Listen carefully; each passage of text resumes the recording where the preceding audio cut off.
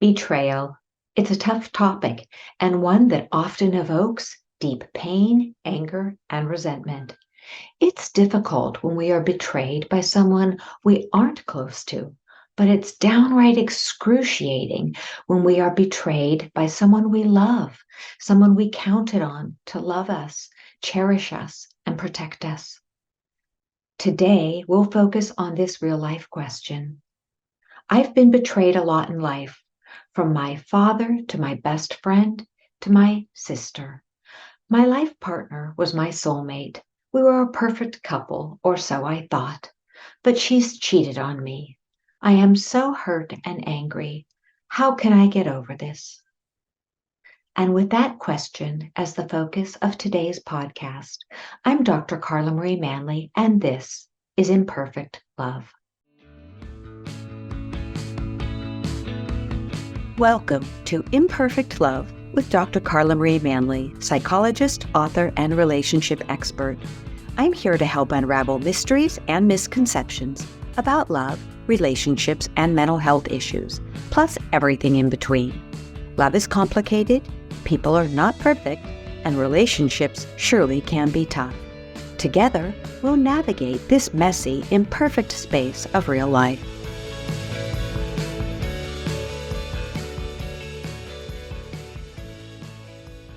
The topic of betrayal is a very difficult one. And as we dive into this topic, take good care of yourself. Listen at a level that feels right to you. And when we start to respond to the question, to the person who is cheated on by a soulmate, by someone that they really counted on in life, we see that we're getting to the deep roots of safety and security, to those very basic needs in a relationship, because in truth, we all want to be loved, to be safe, and to be seen. And when we are betrayed by someone who's dear to us, by a person who's very intimate, we can really go to the very depths of ourselves, to all of the wounds that maybe weren't healed, and to the new wounds that are caused by the betrayal. And when we look at the word betrayal, it's important to know that the etymology of the word, the meaning of the word, goes back to the meaning of really looking at being false, being unfaithful. Thus, we can see that betrayal can happen not just physically, but we can betray someone by our thoughts, our words, our actions, by what's happening in our soul. And that's what the slippery slope of betrayal is. Sometimes we start fantasizing about somebody else, or we think that it doesn't matter if we're emotionally connected to another person. And then before we know it, things have devolved and we are in a physical relationship with someone else, someone that we believe will maybe meet our needs better, help us more, take better care of us, who sees us more. And those are all understandable needs, but we really want to get our needs met in straightforward ways rather than going behind somebody's back and betraying them. So let's look at betrayal. First, betrayal needs an opening. We cannot betray someone unless we have left an opening for the betrayal. I get this from so many husbands or wives or partners who say, it just happened. The emotional betrayal or the physical betrayal just happened. Betrayal doesn't just happen. We can sometimes catch ourselves when we're looking a little bit too long, in a very sexual way at somebody else and pull ourselves back. So those occasional little hiccups, so to speak, they're natural. We're just human. We're imperfect.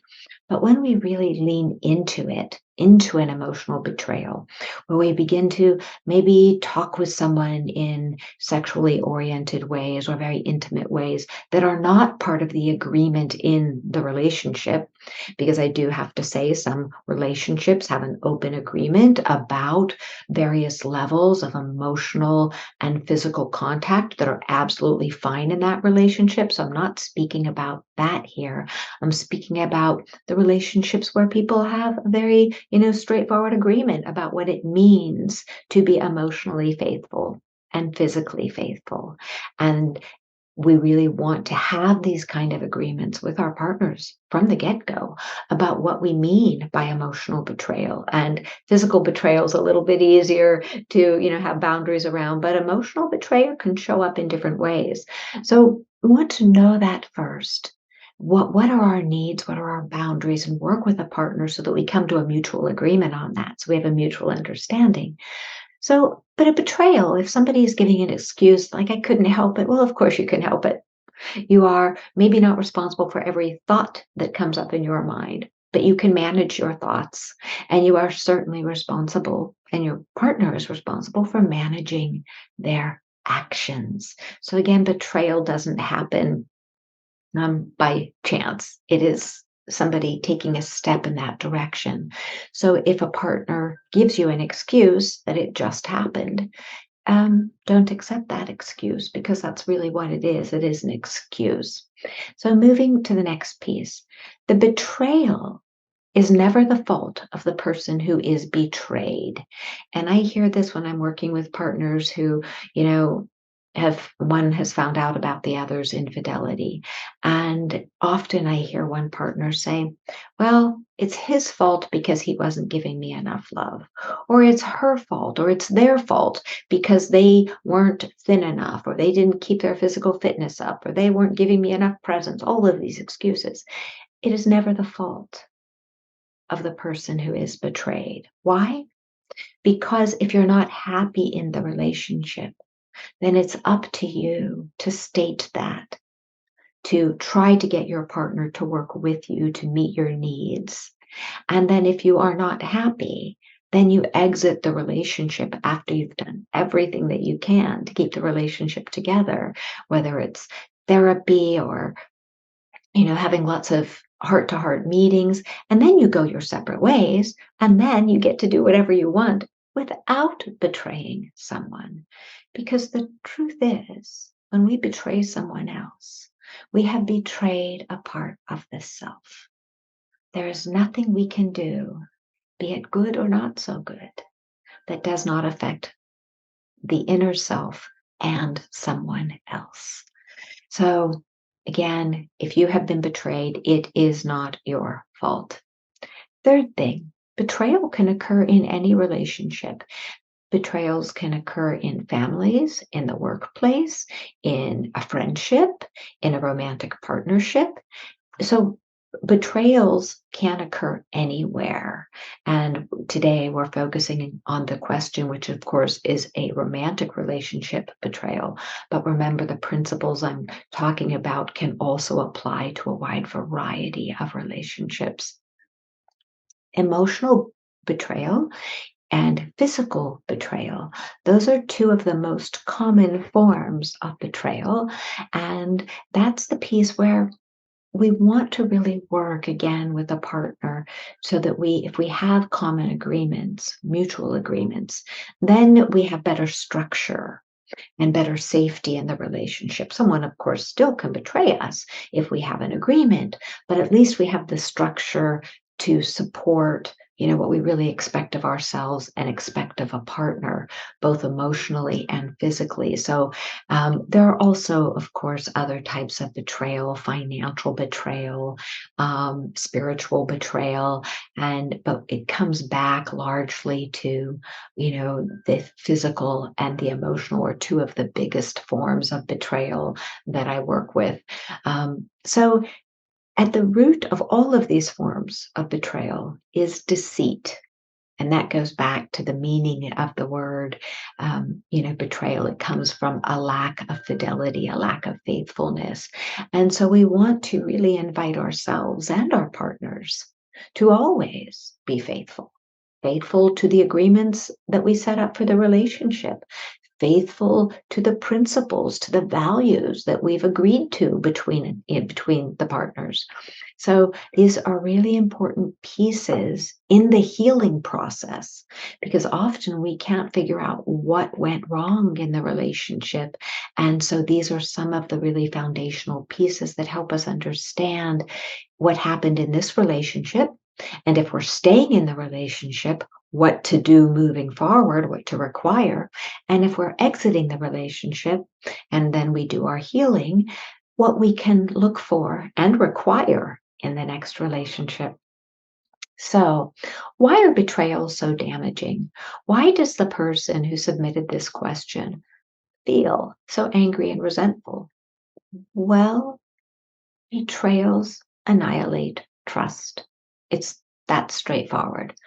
Betrayals, particularly from someone that we know, that we really want to be able to count on, that we really need to be able to count on because they're, the rock, they're our partner, they're part of the foundation from where we live.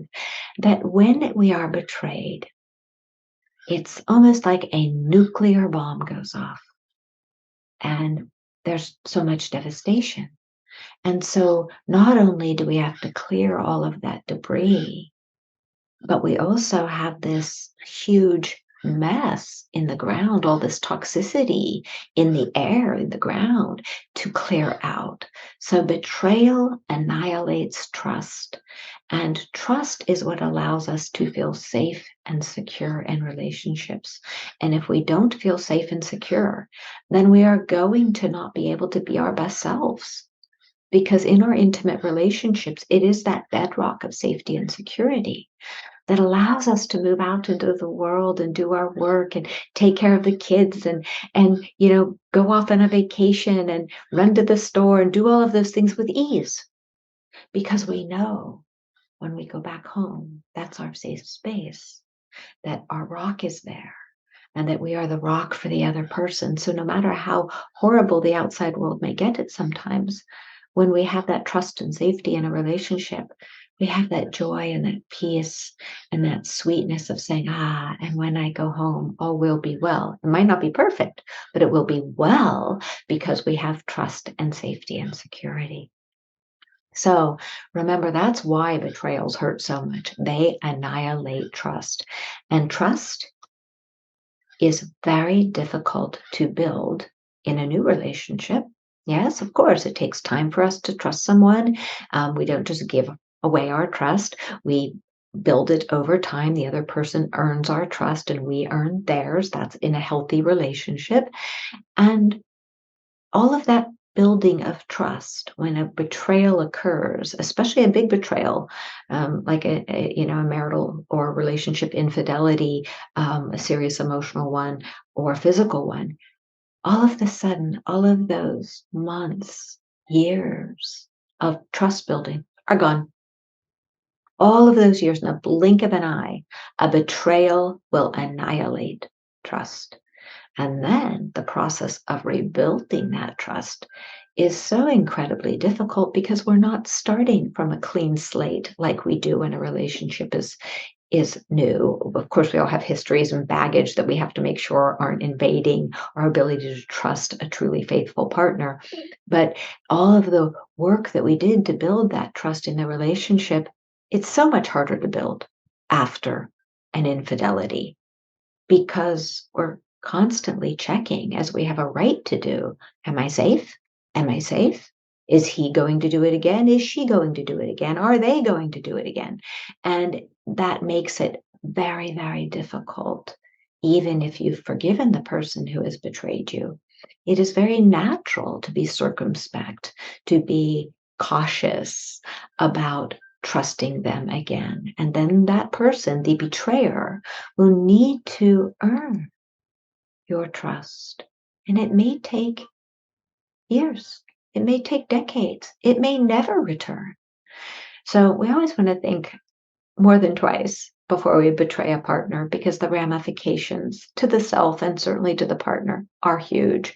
Because even if we get away with a betrayal, if we have a good moral compass, which may have gone awry if you had, a one off betrayal, but you really have to realize that even if you get away with it, you're suffering inside because your psyche knows when you do something that's not appropriate, even if you get away with it. So that's an important piece. And moving on to the next item is that Betrayal violates core agreements in relationships. When we enter into a committed relationship, whether we do it implicitly or explicitly, we're generally telling that other person, I promise to care for you. I promise to watch over you, and vice versa. And so that core agreement, that promise to care for each other, to keep each other safe, is wiped away. And so when those core agreements are gone, that leads again to the mistrust, to the lack of safety, the lack of security. Now, what it also does when there's a betrayal, it takes us to a very raw, primitive state in the psyche, that place of fight, flight, which is also fight, flight, freeze, appease.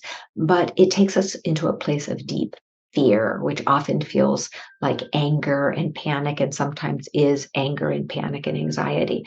But often at the root of that is a deep fear that I am not safe, that very awful pit in your stomach sense that your world has been upended. And so that's often fear at work, just on that very primitive, should I stay? Should I go? Should I try to make it work? Should I just stop and cry on the couch for 365 days? That is, that very primitive survival sense, very normal, very painful. And then the other thing that betrayal does to us, and it's very sad, it brings up grief.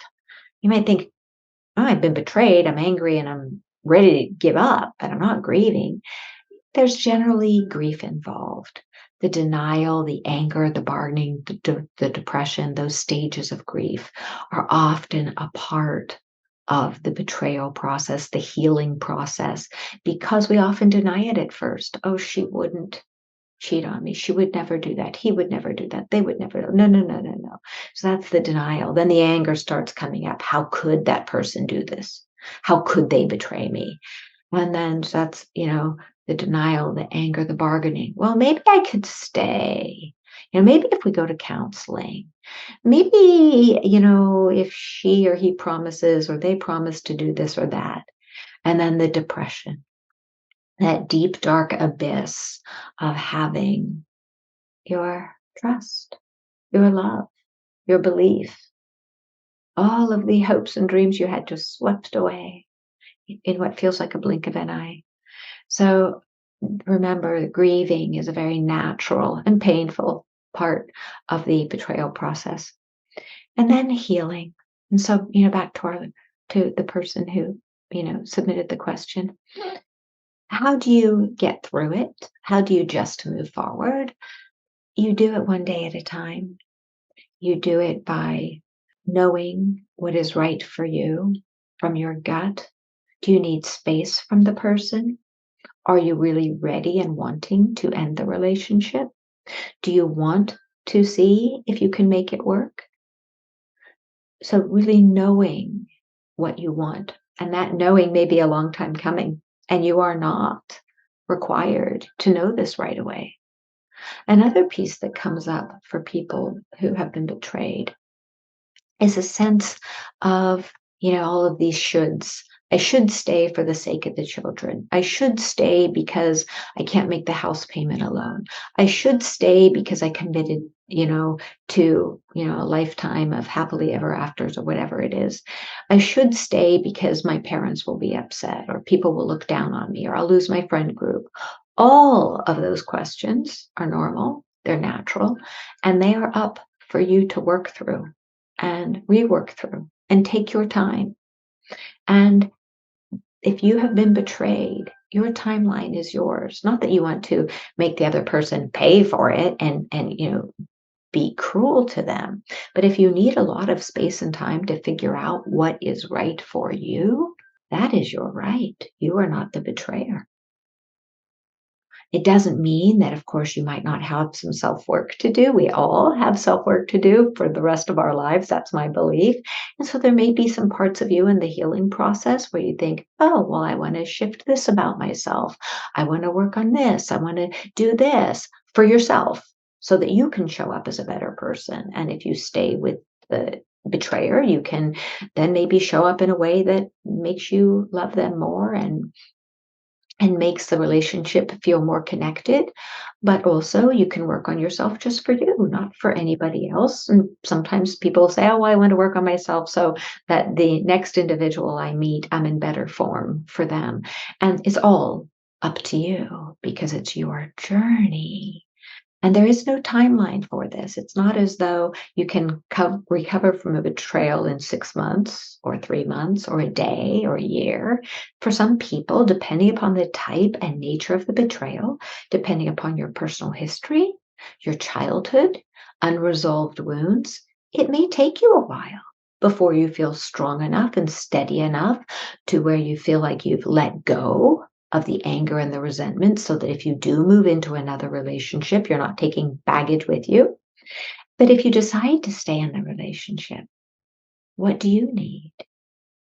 What do you need to feel like you can live with this person without hating them? Are you able to forgive them? What do you need to be in this relationship so that you're not constantly fearful of coming home and finding a hotel room receipt or, you know, the proverbial, lipstick on the shirt or, whatever it is. What we want to be able to do is just take our time to figure out if we're staying in the relationship. Of course, there are basics if you're staying that you may want, such as a wholehearted apology, no blaming you, no shaming, just, hey, this is what I did. I apologize. I take responsibility. I will not do it again in the future. Here's why. Here's how I got off course. And then if you have questions and you want some details about the affair, the betrayal, you are entitled to ask. This one is touchy though, because you need to know you. Sometimes the more we ask, the more we are in pain. Sometimes the more details we have, the who, what, where, when, how, then now we have more in the memory to chew on and to cause us pain. Doesn't mean you're not entitled to ask questions. Of course, you get to ask whatever you want if that's part of your healing process. But remember, it can be a bit of a double-edged sword. Often, couples therapy, if you're staying, is critical to salvage the relationship. And often the person who is betrayed needs individual therapy to work through all of the many issues that come up.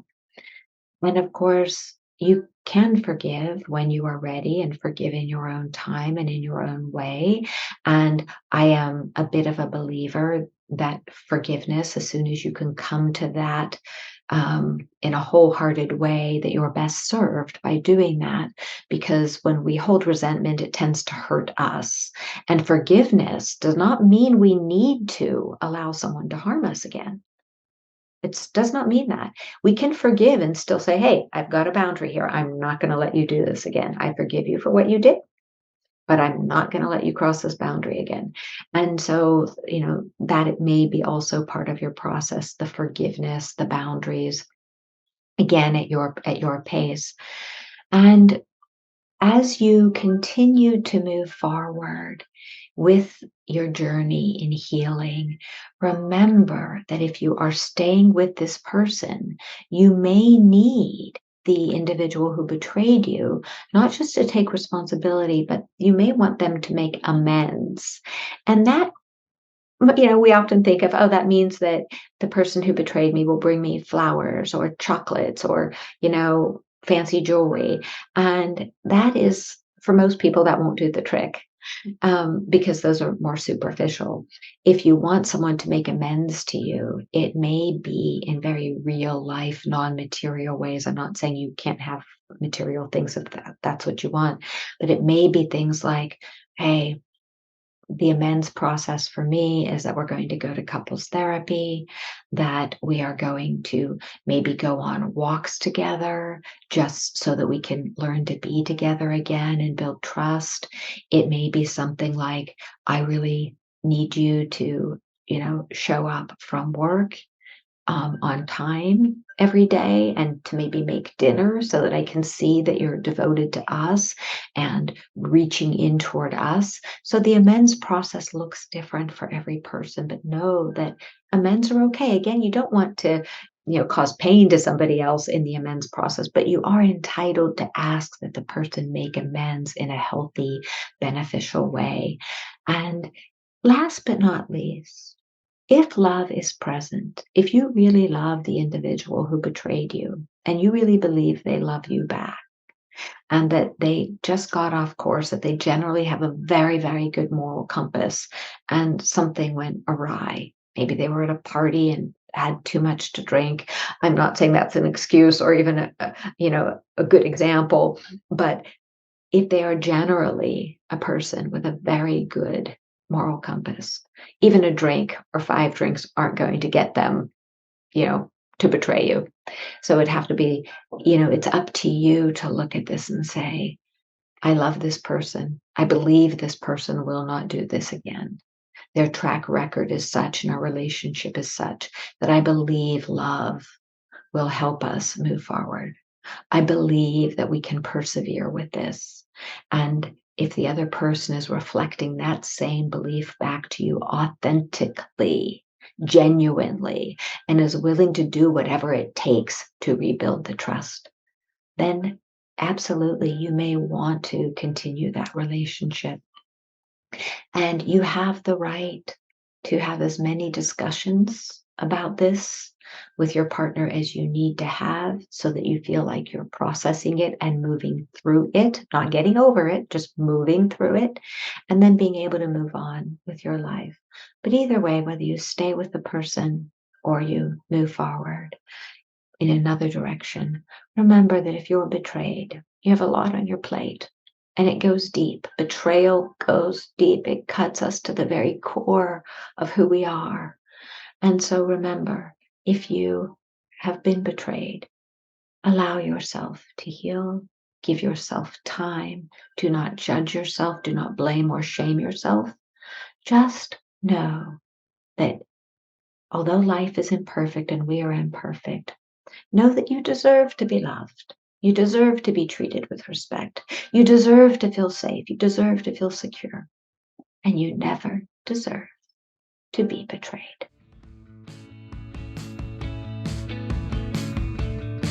Thanks so much for sharing your time with me today. Remember, you have the power to transform your life and love fearlessly, if imperfectly, and it's my privilege to help you along the way. You can find more life-changing content, including my books and other podcast episodes, at drcarlamanley.com. Feel free to submit your own confidential questions through my website. I'll do my very best to include your issue on a future episode. If you found this podcast helpful, please subscribe and leave a review. Until we connect again, this is Dr. Carla Marie Manley wishing you oceans of blessings and love. Please note, this podcast is psychoeducational in nature and is not intended to replace formal mental health support. Please contact your healthcare provider or emergency hotline if you need psychiatric care. And as always, please take good care of your amazing, wonderful self.